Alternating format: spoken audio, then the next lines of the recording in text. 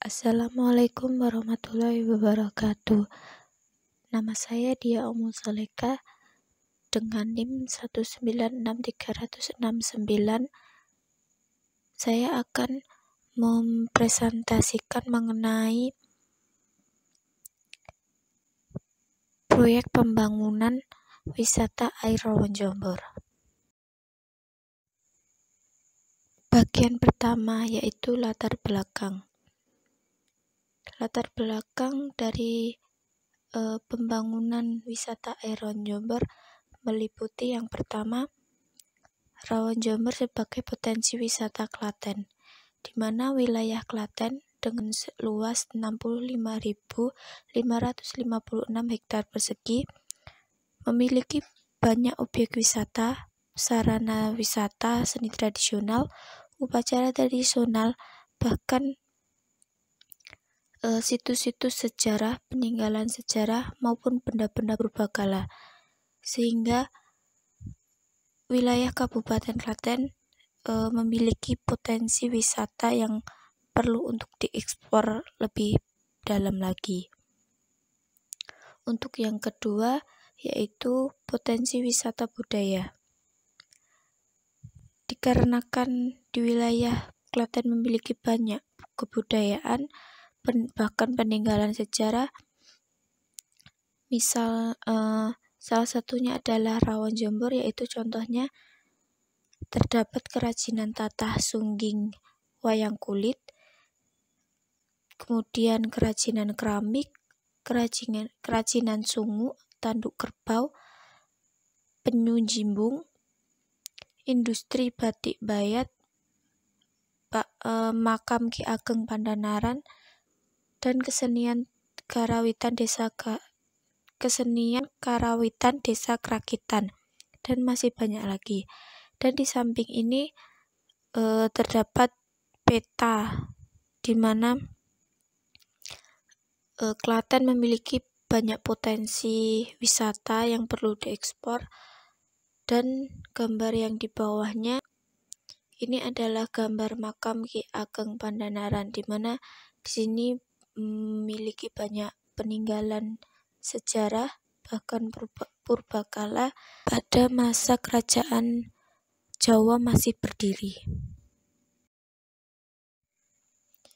Untuk poin yang ketiga yaitu fasilitas rekreasi wisata air Rawan Jombor. Pada hakikatnya, potensi Rawan Jombor adalah bagian air. Fungsi utama air Rawan Jombor adalah untuk pengairan atau irigasi sawah-sawah, serta dapat dimanfaatkan sebagai area perikanan. Di area air Rawan Jombor saat ini sudah terdapat beberapa fasilitas yang berdiri. Di antaranya yang pertama adanya Bukit Sindoguro, panggung terbuka, area penonton, rumah makan apung, tempat bermain anak-anak, dan dermaga. Namun banyak fasilitas yang kurang memadai dan fasilitas yang tidak digunakan secara maksimal,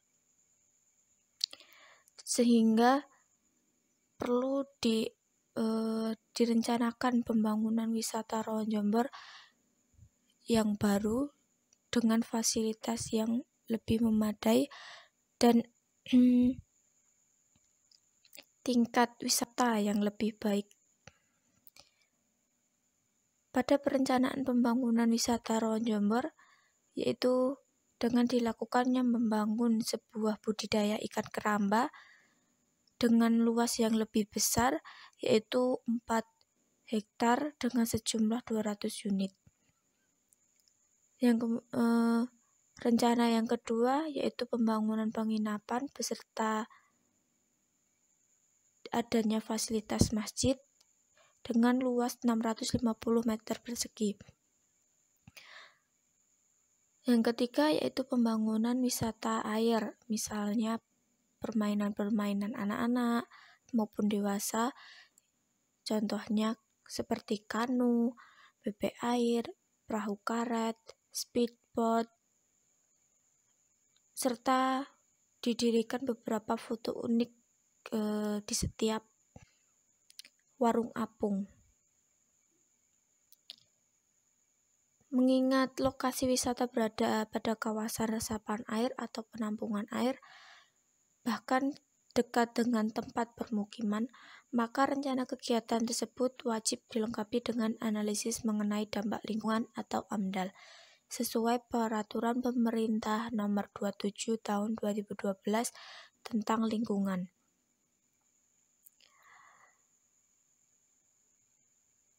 Dan sesuai dengan Peraturan Menteri Lingkungan Hidup Nomor 11 Tahun 2006 tentang jenis rencana usaha kegiatan yang wajib dilengkapi dengan AMDAL. Kemudian, untuk tujuan proyek pembangunan wisata air Rawon-Jombor, yang pertama, meningkatkan kesejahteraan rakyat untuk memenuhi kebutuhan, meningkatkan pendapatan daerah, dan aspirasi manusia. Yang kedua, mengembangkan fasilitas rekreasi wisata air Rawon-Jombor di Klaten yang sesuai dengan potensi dan kondisi kegiatan wisata airnya dengan memperhatikan aspek lingkungan. Yang ketiga yaitu mengenalkan budaya lokal kepada wisatawan lokal ataupun mancanegara.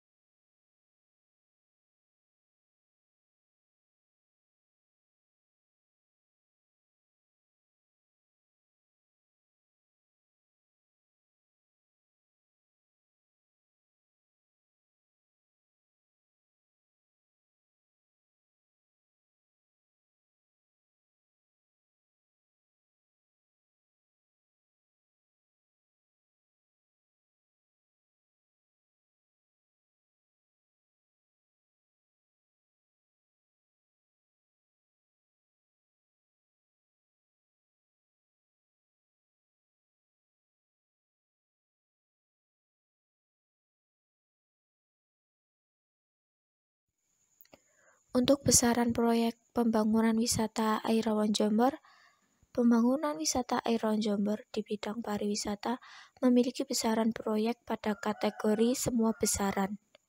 Dikarenakan proyek ini berada di kawasan resapan air atau penampungan air dengan luas lahan 198 hektar dengan kedalaman mencapai 4,5 meter dan memiliki daya tampung air sebanyak 4 juta meter persegi. Maka proyek ini wajib memiliki analisis mengenai dampak lingkungan hidup atau disebut dengan AMDAL. Lanjut poin keempat yaitu lokasi proyek. Lokasi proyek pembangunan kegiatan wisata air Rawon Jomber berada di Rawon Jomber, Dukuh Jomber, Desa Krakitan, Kecamatan Bayat, Klaten, Jawa Tengah. Berdasarkan hasil penelitian, jumlah penduduk Krakitan pada tahun 2007 dengan keseluruhan penduduk yaitu 10.298 orang, jumlah penduduk laki-laki 4.473 orang atau sebesar 43%, dan jumlah penduduk perempuan sebanyak 5.825 orang atau sekitar 57%, sehingga jumlah kepala keluarga di Desa Krakitan pada tahun 2007 yaitu sejumlah 2.895 kepala keluarga. Dan di samping ini adalah peta letak di mana Rawon Jomber berada. Untuk poin yang kelima yaitu diagram alir proyek. Diagram alir proyek dalam pembangunan terdiri dari tahap prakonstruksi, konstruksi, dan operasi. Pada tahap prakonstruksi terdiri dari 3 poin penting. Yang pertama yaitu sosialisasi dan survei, di mana sosialisasi dan survei ini dilakukan untuk berkomunikasi dengan masyarakat setempat. Kegiatan sosialisasi dan survei bertujuan untuk memberikan atau menjelaskan kepada masyarakat yang berada di sekitar lokasi. Sosialisasi yang akan dilaksanakan merupakan sosialisasi proyek atau sosialisasi rencana kegiatan pembangunan serta konsultasi publik yang dilaksanakan sebagai implementasi peraturan perundang-undangan yang mengatur mengenai keterlibatan masyarakat dan keterbukaan informasi dalam proses pembangunan. Kegiatan sosialisasi ini dapat dilakukan dengan pemberian informasi kepada masyarakat setempat dengan adanya pembebasan lahan, pembebasan alih fungsi lama fasilitas, pengisian angket, dan memberikan beberapa informasi yang dimuat di dalam papan pengumuman ataupun media sosial yang lainnya. Pembebasan lahan ini menyebabkan spekulasi warga tentang harga tanah. Misalnya dengan adanya pembangunan proyek ini, harga tanah yang akan dijual kepada perusahaan akan memberikan harga yang lebih tinggi. Bahkan sosialisasi dan survei ini memberikan dampak terhadap komunikasi sosial, yaitu dengan adanya partisi masyarakat ataupun adanya keresahan sosial. Adanya keresahan sosial ini dikarenakan pro dan kontra antara masyarakat yang terjadi ketika perencanaan pembangunan ini dilaksanakan. Kemudian poin yang kedua prakonstruksi, yaitu pembebasan lahan. Pembebasan lahan akan memberikan dampak kepada perubahan kepemilikan lahan, yaitu landless, di mana awalnya lahan tersebut milik masyarakat dan sekarang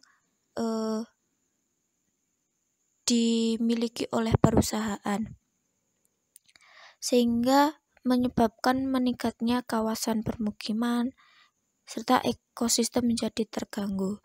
Kemudian menyebabkan pola konsumerisme.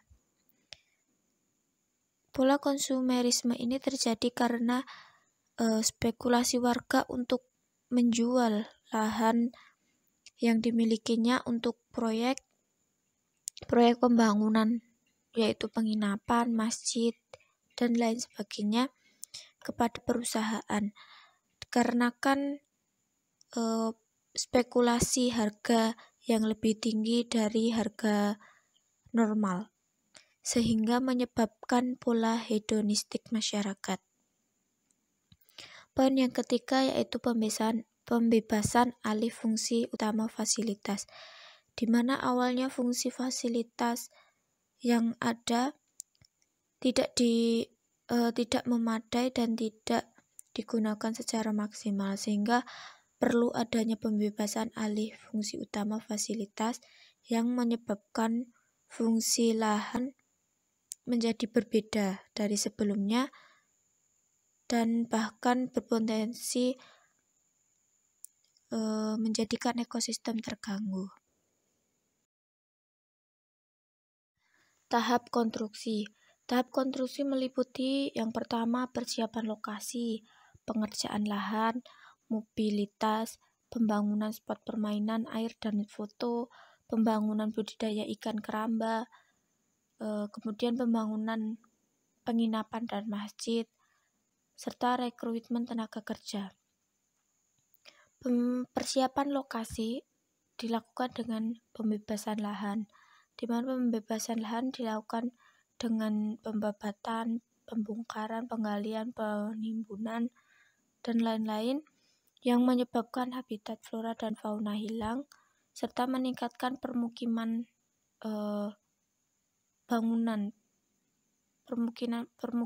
permukiman meningkat yang berpotensi ekosistem menjadi terganggu.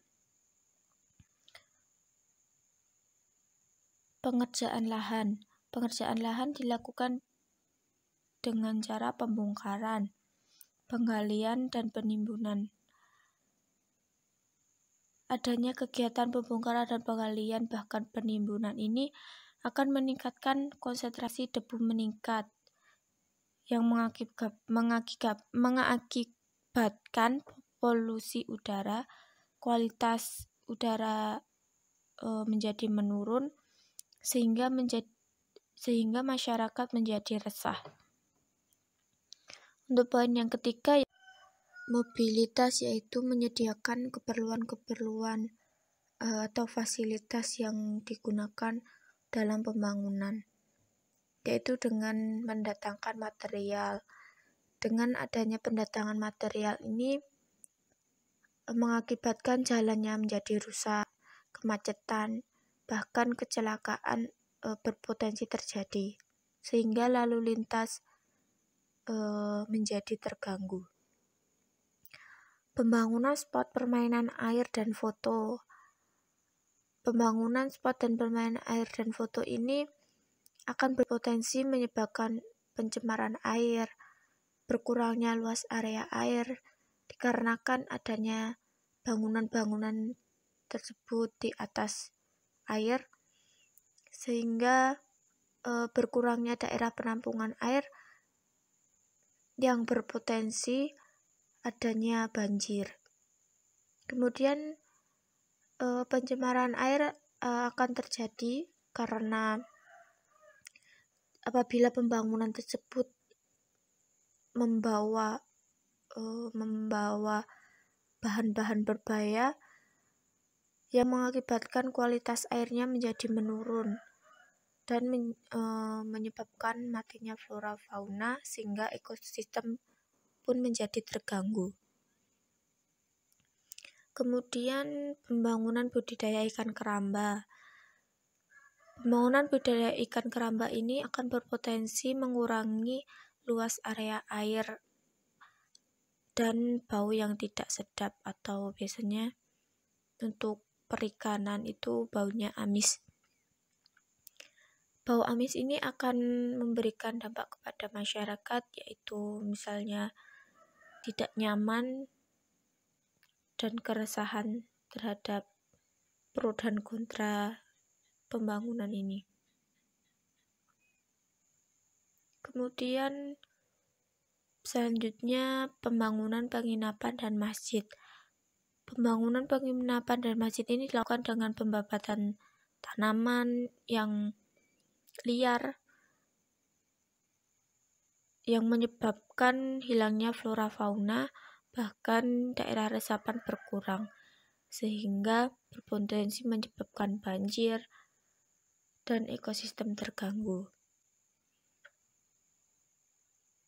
Tahap konstruksi yang selanjutnya yaitu rekrutmen tenaga kerja. Rekrutmen tenaga kerja diperlukan dalam pembangunan wisata Aeroan Jember ini. Karena peluang kerja sangat besar, maka ini menjadi salah satu kesempatan masyarakat untuk bekerja atau mengurangi pengangguran, sehingga membuat pendapatan daerah tersebut meningkat. Tahap yang ketiga adalah tahap operasi. Tahap operasi meliputi peluang usaha, pemeliharaan, operasional, mobilitas, pengelolaan limbah. Peluang usaha, di mana pada tahap operasi ini peluang usaha masyarakat setempat sangatlah luas, sehingga akan meningkatkan pendapatan masyarakat, penyerapan tenaga kerja, misalnya sebagai tenaga kerja pemeliharaan, kemudian penjual, dan lain sebagainya, sehingga menyebabkan kesejahteraan sosial meningkat, relasi interaksi sosial pun meningkat. Kemudian operasional.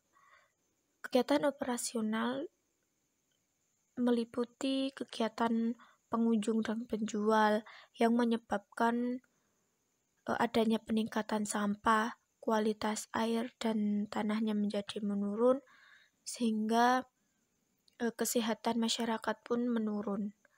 Kemudian kegiatan lalu lintas. Kegiatan lalu lintas pada wisata pasti akan menyebabkan berpotensi menyebabkan kemacetan, kecelakaan, sehingga menjadikan lalu lintas menjadi terganggu.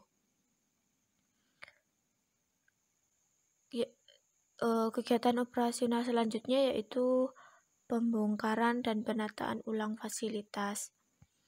Pembongkaran dan penataan ulang fasilitas ini akan memberikan estetika yang meningkat, di mana yang awalnya fasilitas yang tidak digunakan atau yang sudah rusak,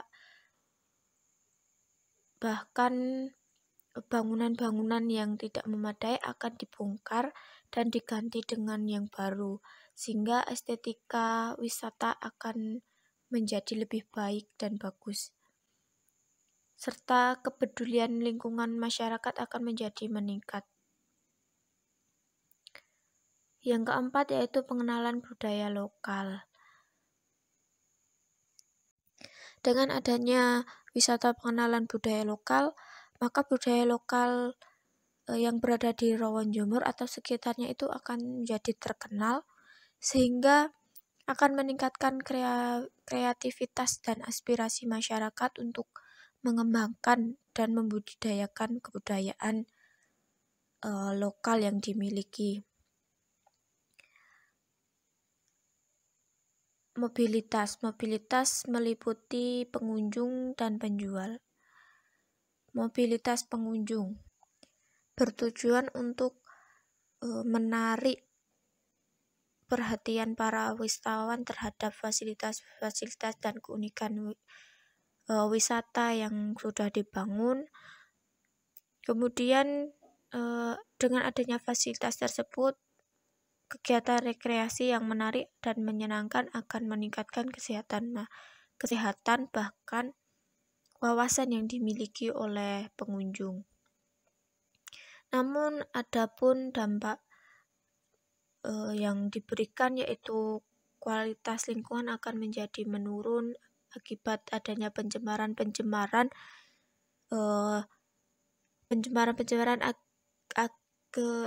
akibat aktivitas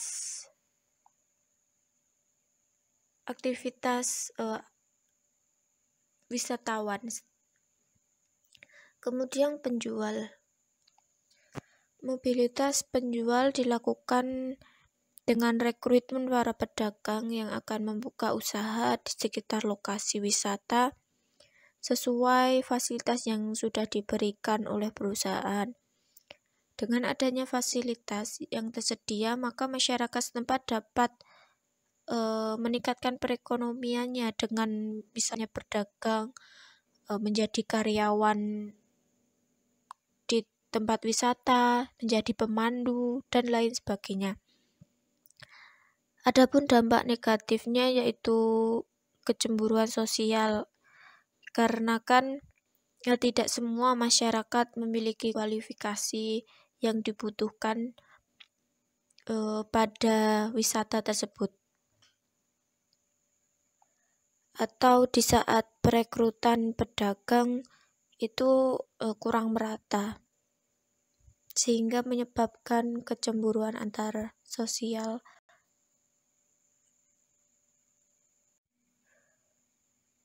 Untuk kegiatan pemeliharaan lingkungan wisata Rawan Jombor pada tahap operasi meliputi berbagai jenis aktivitas, yaitu kegiatan perawatan air, rutin dilakukan pengujian kualitas air, kemudian perawatan sarana keramba, sarana sanitasi lingkungan khususnya IPAL pada penginapan ataupun warung apung, sarana perawatan perlengkapan wahana dan bangunan, sarana PDAM, serta cadangan air baku yang berasal dari sumur. Kegiatan-kegiatan tersebut memerlukan tenaga kerja sehingga akan membuka potensi penyerapan tenaga kerja yang lebih banyak. Adanya kesempatan kerja ini akan memberikan tingkat pengangguran masyarakat wilayah setempat menjadi berkurang, sehingga meningkatkan kesejahteraan dan sosialisasi masyarakat menjadi meningkat. Poin operasi yang terakhir yaitu pengelolaan limbah. Pengelolaan limbah merupakan aspek yang paling penting dalam kegiatan pariwisata untuk menjaga lingkungan tetap sehat. Limbah yang dihasilkan pada wisata Rawan Jombor yaitu limbah organik, anorganik, bahkan limbah rumah tangga. Pengelolaan limbah dapat dilakukan dengan cara melalui bank sampah. Bank sampah adalah tempat pemilihan dan pengumpulan sampah yang dapat diatur ulang atau digunakan ulang untuk diambil nilai ekonomi. Dengan pengelolaan dengan cara sistem 3R, yaitu reduce, reuse, dan recycle. Pengelolaan limbah dengan cara ini akan menambah penghasilan masyarakat. Manfaat yang diperoleh dari pengelolaan limbah sampah dengan cara bank sampah Yang pertama, mengurangi pencemaran lingkungan, mengurangi timbulnya volume sampah, lingkungan menjadi bersih dan sehat, mendidik masyarakat untuk bertanggung jawab terhadap sampah yang dihasilkan, bahkan mendidik pengunjung untuk bertanggung jawab terhadap sampah yang dibawa maupun yang dihasilkan. Yang kelima, meningkatkan rasa gotong royong dan kepedulian sosial. Keenam, menambah penghasilan anggota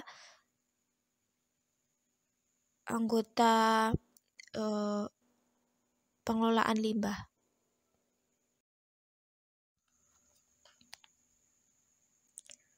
Sekian presentasi dari saya. Mohon maaf apabila masih banyak kekurangan. Di sini daftar pustaka yang digunakan untuk referensi. Sekian.